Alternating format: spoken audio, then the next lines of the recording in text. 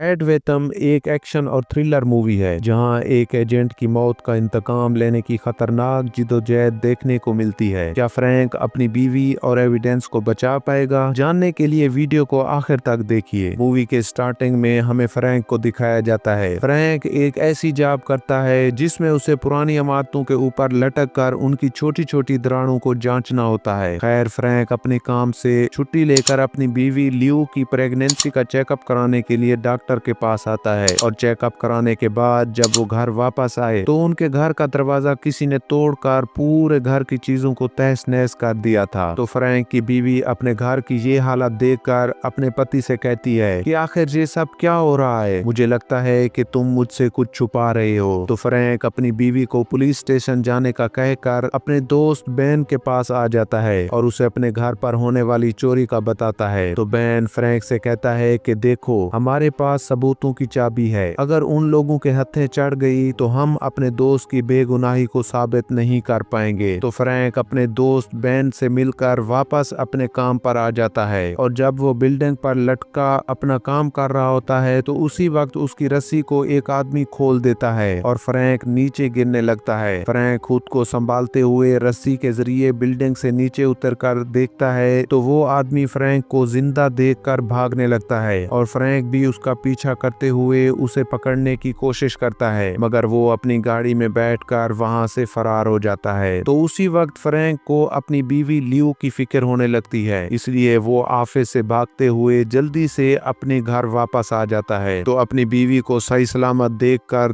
थोड़ा रिलैक्स हो जाता है और अपनी बीवी को अपने कमरे में छोड़कर अपने घर की छत के ऊपर आ जाता है और हम देखते हैं कि फ्रैंक एक जाले से एक चाबी निकालता है। फिर चाबी को अपनी जगह पर मौजूद देखकर उसके जिस्म में जान आ जाती है। अब ये चाबी क्या थी और फ्रैंक इस चाबी को लेकर इतना सीरियस क्यों था और क्यों इसके घर पर बार बार कुछ गुंडे हमला करते हैं, ये हमें आगे जाकर पता चलेगा। दूसरी तरफ हम उस आदमी को देखते हैं जिसने फ्रैंक को बिल्डिंग के नीचे गिराकर मारने की कोशिश की थी। वो अपने बॉस वीकेंड के पास आकर फ्रैंक के जिंदा होने की जब खबर देता है तो वीकेंड गुस्से में उस आदमी को मार डालता है और अपने आदमियों के साथ फ्रैंक के घर जाता है। तो फ्रैंक और उसकी बीवी वीकेंड और उसके आदमी का मुकाबला करते हैं और उनके साथ काफी देर तक लड़ाई होती है, लेकिन वीकेंड के आदमी ज्यादा होने के कारण वो फ्रैंक और उसकी बीवी को पकड़कर बांध देते हैं। वीकेंड फ्रैंक के सामने आकर उससे कहता है कि देखो, अगर तुम अपनी बीवी और अपनी फैमिली की सलामती चाहते हो तो तुम इस चाबी को मेरे हवाले कर दो, वगरना तुम्हारी बीवी और तुम्हारे बच्चे को तुम्हारे ही हाथों से मरवा कर तुम्हें भी मार डालेंगे। मगर फ्रैंक उन्हें वो चाबी देने के लिए इनकार कर देता है। तो वीकेंड फ्रैंक का मोबाइल चेक करता है मगर उन्हें वहां से भी कोई इन्फॉर्मेशन नहीं मिलती। तो वीकेंड अपने आदमियों से कहकर फ्रैंक की बीवी लियू को वहां से ले जाने का कहता है और फ्रैंक को डंडा मारकर बेहोश कर देता है।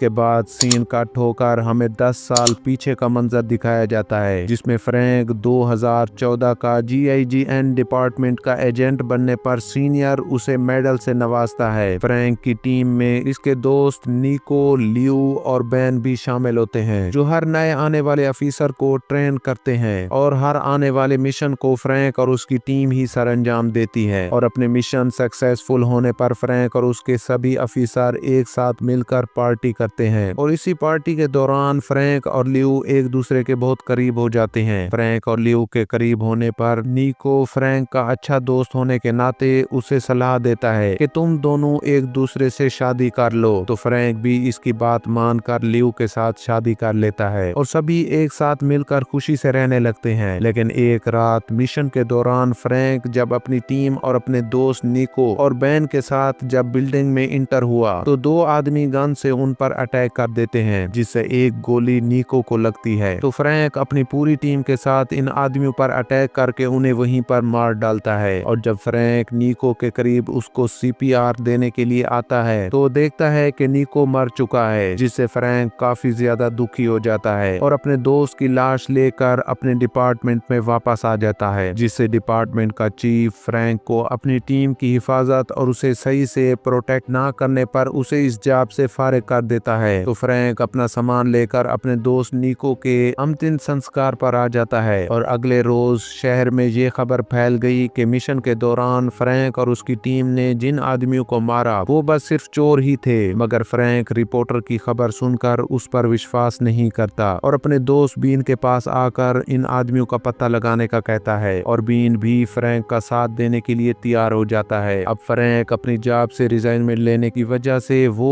और लियू एक घर पर शिफ्ट हो जाते हैं और फ्रैंक जब अपनी वर्दी के बैज पर उन्हीं आदमियों के खून का कतरा देखता है तो उसी बैज को साथ लेकर जहां पर एक लैब में उसका डीएनए टेस्ट करवाता है तो वो आदमी चोर नहीं बल्कि देश के बड़े माफिया डाउन के लिए काम करते थे। तो फ्रैंक अपने दोस्त नीकू के मौत का बदला लेने के लिए और माफिया डाउन को सजा दिलवाने के लिए एक रिपोर्टर पर भरोसा करके उसे सारी सच्चाई बता देता है और इसी बैज और लैब की रिपोर्ट अपने सीक्रेट लॉकर में बंद करके उसकी चाबी वो अपनी छत की चिमनी पर लगा देता है। असल में यही वो चाबी थी जो अपने बेगुनाह दोस्त की मौत का बदला लेने के लिए उसके पास एक आखिरी और इकलौता एविडेंस था। इसलिए फ्रैंक अपनी जान से भी ज्यादा उस चाबी का ध्यान रखता। इधर जब माफिया डाउन की लीडर को फ्रैंक के पास उसके खिलाफ होने वाले एविडेंस के बारे में सुनती है तो अपने आदमियों को फ्रैंक को मारने और खुद के खिलाफ एविडेंस को खत्म करने का कहती है। अब हमें करंट सीन में दिखाया जाता है जिसमें फ्रैंक को जब होश आया तो वीकेंड वीडियो कॉल पर उसकी बीवी को दिखाकर उससे वही बैच और रिपोर्ट लाने का कहता है। फ्रैंक जल्दी से भागता हुआ घर में आकर वही चाबी लेने के लिए जब अपने वॉशरूम में आया तो वो देखता है कि चाबी वहां से गुम हो चुकी है। फ्रैंक जैसे ही अपने घर से निकलने की कोशिश करता है तो उसी वक्त पुलिस ऑफिसर उसे देख लेते हैं और उसे पकड़ने के लिए उसका पीछा करते हैं मगर फ्रैंक उनको चकमा देते हुए वहां से निकलकर अपने दोस्त बीन के पास आ जाता है और उसे सारी सूरत हाल से आगाह करते हुए खुद की मदद करने का कहता है। तो बीन फ्रैंक को अपने घर लाकर असल बैच का डुप्लीकेट बैच बनाकर उनकी बताई हुई लोकेशन पर चल पड़ते हैं और रास्ते में फ्रैंक बीन को छोड़ते हुए खुद अकेला ही वीकेंड के पास आ जाता है और वही बैच और एविडेंस देने से पहले अपनी बीवी और खुद को यहाँ से जिंदा जाने के लिए कहता है। मगर वीकेंड के आदमी फ्रैंक और उसकी बीवी को मारने वाले ही होते हैं कि उसी वक्त बैन उन्हीं के आदमियों के भेष में आकर उनको शूट करते हुए मार देता है। तो फ्रैंक उन्हीं आदमियों के गन्स लेकर वीकेंड और उनके आदमियों पर फायरिंग करते हुए वहां से गाड़ी लेकर भाग जाते हैं मगर वीकेंड और उसके आदमी अपनी गाड़ियों से उनका पीछा करते हैं। तो उसी बीच लियो की डिलीवरी का टाइम भी करीब आ जाता है तो बैन और फ्रैंक गाड़ी को जल्दी से भगाते हुए वहां से निकलने की कोशिश करते हैं लेकिन वीकेंड के आदमी उन पर फायरिंग करने लगते हैं। तो फ्रैंक उन सब को संभालने के लिए खुद गाड़ी से उतर जाता है और बैन से लियो को सही सलामत हॉस्पिटल ले जाने का कहता है। तो बैन अपनी पूरी ताकत से गाड़ी को भगाते हुए हॉस्पिटल की तरफ जाने लगता है और इधर फ्रैंक को वीकेंड और उसके आदमियों की गाड़ियों पर फायरिंग करते हुए उन्हें रोकने लगता है लेकिन उसी वक्त पुलिस भी फ्रैंक का पीछा करते हुए वहां पर पहुंच जाती है। तो फ्रैंक वहां पर पड़े एक पैराशूट से खुद को उड़ाकर बैन और अपनी बीवी की हिफाजत के लिए चला जाता है। इधर वीकेंड अपनी गाड़ी से बैन को रोकने की कोशिश करता है लेकिन बैन गाड़ी को भगाते हुए हॉस्पिटल में आ जाता है। तो वीकेंड बैन को मारने ही वाला होता है कि ऐन उसी वक्त फ्रैंक वहां आकर उसे धक्का देते हुए उसे मार मार कर वहीं पर खत्म कर देता है और अपनी बीवी लियो को उठाकर हॉस्पिटल में डॉक्टर के पास ले जाता है। GIGN के ऑफिसर फ्रैंक को पकड़ने के लिए हॉस्पिटल में आ जाते हैं तो फ्रैंक चुपचाप उनको अपनी गिरफ्तारी दे देता है और कुछ महीनों बाद लियो अपनी छोटी सी बेटी के साथ जेल में फ्रैंक से मिलने के लिए आती है और उसे बताती है कि मैंने असली एविडेंस को